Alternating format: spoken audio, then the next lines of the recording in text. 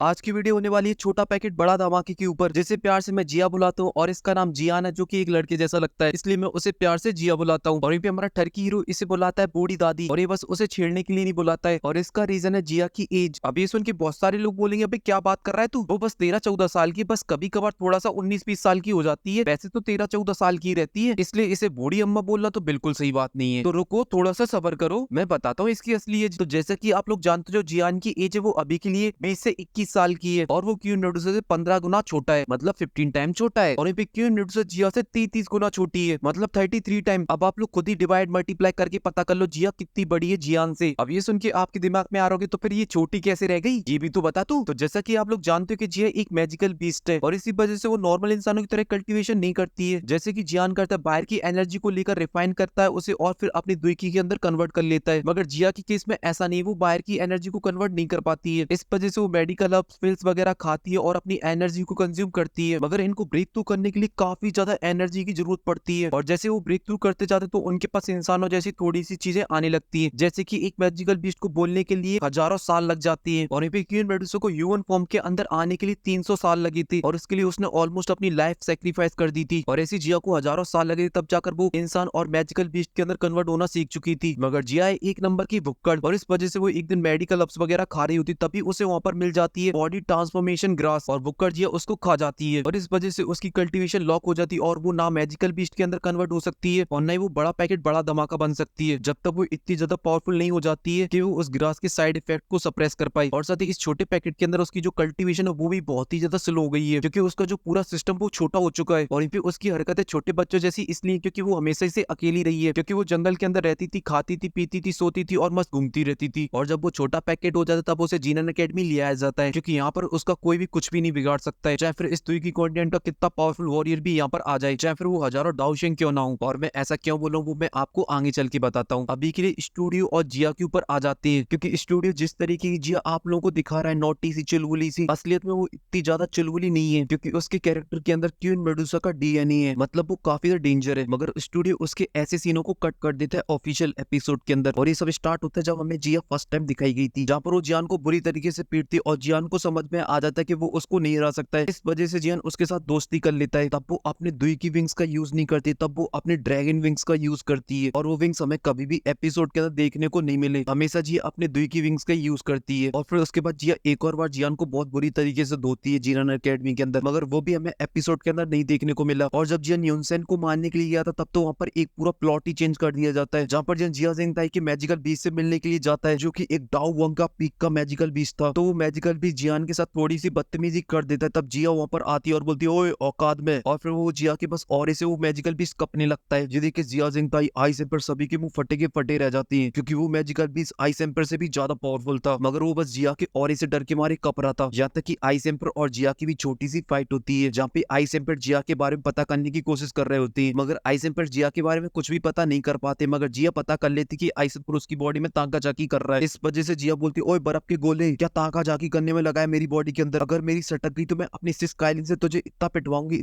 तूने सोची ना होगी। मगर लेजेंड आइस एम्पर इस बात पे गुस्सा नहीं होते, और वो जियान से बोलते भाई ये क्या पकड़ के घूम रहा है, इसके बारे में तो कुछ पता ही नहीं चल रहा है। और फिर इसके बाद जब जिया उस मैजिकल बीस्ट से फाइट करती तब जिया 2 अटैक के अंदर उस मैजिकल बीस्ट को मार देती है, मगर एपिसोड के अंदर उसकी बहुत लंबी फाइट दिखाई गई है। और फिर उसके बाद जियान जिससे फाइट कर रहा होता है उसके ऊपर जाके हमला करती है, जिस वजह से उसकी शॉट के टुकड़े टुकड़े हो जाते और वो जाके जमीन के ऊपर गिरता है, और फिर उसके बाद जियान मारता है। तो चलो अब बता दो कि असलियत में जिया है क्या आखिर में, और साथ ही वो जीनन अकेडमी के अंदर ही क्यों रहती थी। तो पहले मैं आपको जिया की पावर के बारे में बताता हूँ। तो जिया इस पूरे द्वीप की कॉन्टिनेंट की सबसे ज्यादा पावरफुल मैजिकल बीस्ट है, उससे पावरफुल मैजिकल बीस्ट इस पूरे द्वीप की कॉन्टिनेंट के अंदर नहीं है। और अभी तक आप लोगों ने जितने भी पावरफुल मैजिकल बीस्ट देखे वो सभी के सभी बिल्कुल लल्लू से हैं, क्योंकि आगे चल के आपको ऐसे ऐसे पावरफुल मैजिकल बीस्ट देखने को मिलने वाले हैं जो कि प्रोटेक्टर वो और यूनसन जैसे लोगों को अपने ऑरे को रिलीज करके मार सकते हैं। मगर बहुत सारे लोग सोच रहे हैं कि मेडुसा की जितनी पावरफुल मैजिकल बीस्ट तो ये नहीं है बिल्कुल भी, क्योंकि जब देखो क्वीन मेडुसा मदद करती रहती है जिया की, तो ऐसा बिल्कुल भी नहीं। अगर जिया की सटक जाए तो क्वीन मेडुसा को भी घुटनों के बल ले आ सकती है, क्योंकि क्वीन मेडुसा उसके ऑरे के प्रेशर को कंट्रोल नहीं कर पाएगी, और वो बिना लड़े उसके सामने घुटनों के बल आ जाएगी। क्योंकि जो क्वीन मेडुसा के स्नेक सेक्ट के लोग हैं, जो उनके सुपीरियर मतलब उनके गॉड है, वो भी जिया के सेट के सामने कुछ भी नहीं है। और जिया के सेट का नाम है एंशिएंट वॉलेट ड्रैगन ट्राइब, और ये सबसे पावरफुल मैजिकल बीस्ट होते हैं, और इनके पास बहुत सारे डाउशेंग है, और जिया इस ट्राइब की रानी है। अब ये सब सुनने के बाद आप लोग सोच रहे हैं कि फिर जिया जीनन अकेडमी के अंदर क्या कर रही है। तो जैसा कि आपको पता चल ही चुका है कि जिया कितनी ही पावरफुल क्लैन से आती है, इस वजह से उनके जो दुश्मन है वो भी बहुत ही ज्यादा पावरफुल होंगे। इस वजह से वो अपनी प्रिंसेस को सबसे सेफ जगह पे रखेंगी जहाँ पर उसकी प्रोटेक्शन अच्छे से हो पाए। मगर जीनन अकेडमी के अंदर तो ऐसा कोई भी पावरफुल पर्सन नहीं है, क्योंकि उनका हेडमास्टर ही जो कि एक डाउजोंग है। मगर ऐसा नहीं, जीनन अकेडमी के नीचे एक ऐसा बंदा है जिसे पूरी दुई की कॉन्टिनेंट का सबसे पावरफुल पर्सन बोला जाए तो बिल्कुल भी गलत नहीं होगा, और वो है जिया का बाप ड्रैगन एम्परर, जो कि डाओशेंग की पीक पर है और इसकी फिजिकल पावर किसी भी इंसान से कई गुना ज्यादा है, क्योंकि वो एक मैजिकल बीस्ट है और वो भी एक ड्रैगन। इस वजह से वो होलोप्सुल के बाप की भी खटिया खड़ी कर सकता है और यूनर के बाप की भी, मगर वो कभी बाहर नहीं आते क्योंकि उनका काम बहुत ही ज्यादा इंपॉर्टेंट है। अगर मैं अपना पर्सनल ओपिनियन दूं, अगर बात जिया की जान पर आ जाती है तो वो बंदा डेफिनेटली अपीयर होगा, क्योंकि ड्रैगन टाइप वाले लोग वो जिया को लेकर बहुत ही ज्यादा सिंसियर है। वो हमेशा जिया के ऊपर नजर रखते हैं, और ये मैं इसलिए बोल रहा हूं, जब जिया मास्टर को बचाने के लिए होलोप्सुल जाता है तब वो सभी बहुत ही बड़ी मुसीबत के अंदर पड़ जाते हैं, और एक टाइम पर ऐसा लगता है कि अब वो सभी लोग मारे जाएंगे, और जियान तो ऑलमोस्ट मरने की हालत में पहुंच चुका था। और फिर उनका जो नेक्स्ट टारगेट होता है वो होती है जिया, मगर तभी वहाँ पे ड्रैगन टाइप वाले बंदे आ जाते और पोर्टल वोटल खोल के जिया को वहां से बचा लाते हैं। और फिर सेकंड टाइम जब मास्टर के लिए वो बेबी सोल फूड लेने के लिए जाते हैं तब भी वहाँ पे होलोप्सुल के बंदे आ जाते हैं, और फिर से बात जिया की जान पे आ जाती, तभी वहाँ पे फिर से ड्रैगन टाइप के बंदे आते हैं और जिया को बचा ले जाते हैं। और जितना बड़ा खतरा होता है उतना पावरफुल बंदा अपीयर होता है जिया को बचाने के लिए। इसलिए मुझे ऐसा लगता है अगर यहाँ पर होलोप्सुल का बाप आता है जिया को मारने के लिए, या फिर यूनर का बाप आता है जिया को मारने के लिए, तो डेफिनेटली ड्रैगन एम्पायर जिया को बचाने के लिए वहां पर अपीयर होगा, क्योंकि वो जिया की बहुत ही ज्यादा केयर करता है। अब मैं आपको बताऊंगा कि जिया कितनी ज्यादा इंपॉर्टेंट है जियान के लिए, मगर अकेली इस वीडियो के अंदर जिया के सारे कारनामे बताना वो तो बहुत ही ज्यादा मुश्किल है, क्योंकि उसने बहुत कुछ किया जिया के लिए, चाहे फिर वो मास्टर को बचाना हो होलोप्सुल से, उसमें जिया का बहुत ही ज्यादा इंपॉर्टेंट रोल था। और साथ ही जब पिल टावर जाता है और वहां पर एक कॉम्पिटिशन होता है तो जियान को वहाँ पे बहुत सारे टास्क मिलते हैं, तो उन्हीं में से एक इंपॉर्टेंट टास्क के अंदर जिया उसकी मदद करती है, जहाँ पर वो एक भालू को पकड़ लाती और जियान की मदद करती है एक वॉरियर से फाइट करने में, और साथ ही उस भालू की स्पेस टूरिंग भी ले लेती और जियान को दे देती, जिसके अंदर काफी सारे इंग्रेडिएंट थे जो उसने काफी सारी मेहनत के साथ जोड़े थे। और मैं इस भालू के लिए बहुत ही ज्यादा एक्साइटेड हूँ, क्योंकि ये बंदा बहुत ही मस्त है। और सबसे बड़ी मदद करती है वो जियान की थर्ड हेवनली फ्लेम को लेने में, और अगर जिया उस टाइम नहीं होती तो कभी भी जियान हेवनली फ्लेम को नहीं ले पाता, और वो कौन सी हेवनली फ्लेम है और जियान कब लेगा और कैसे लेगा वो एक अलग टॉपिक है, उस पर कभी और वहीं पे हम लोग जिया के फाइनल लेवल के बारे में बात करें तो जिया पहुंचेगी डाओशेंग के 4 स्टार पर, और वहीं पे जो जिया के फादर वो बनेंगे गॉड, और इसी वजह से फ्यूचर में अगर स्टोरी बढ़ती तो हमें जिया भी गॉड बनती हुई दिखाई देगी। और वहीं पे जिया के लव इंटरेस्ट की बात की जाए तो वो जियान ही है, मगर बीटीटीएच की फर्स्ट नोवेल के अंदर इन दोनों का कुछ भी नहीं होता है, क्योंकि जियान के पास ऑलरेडी 2 बेबी है और उनमें से एक तो पागल खोपड़ी की है ही, मतलब क्यून मेडुसा। मगर कुछ भी हो जिया में एकदम प्रॉपर तक एंड तक देखने को मिलने वाली है। मगर ये बात भी क्लियर है अगर फ्यूचर में बीटीटीएच की सेकंड नोवेल आती है उसके अंदर शायद जिया ना हो, क्योंकि जियान के जो दोनों प्रोडक्ट है वो इतने ज्यादा पावरफुल है कि वो जिया को भी सरपास कर जाती है। और अगर हाँ आप लोगों को जियान के बच्चों के ऊपर वीडियो देखनी तो आप लोग मुझे बता सकते हो, तो मैं उनके ऊपर भी वीडियो बना सकता हूँ। मगर अभी के लिए इस वीडियो में सिर्फ इतना ही। अगर आपको वीडियो पसंद आई हो तो प्लीज वीडियो को लाइक कर देना और साथ ही चैनल को भी सब्सक्राइब कर लेना और कमेंट के अंदर अपने थॉट भी जरूर देना। और मैं मिलता हूँ आपसे नेक्स्ट वीडियो में, तब तक के लिए आप सभी को बहुत सारा प्यार।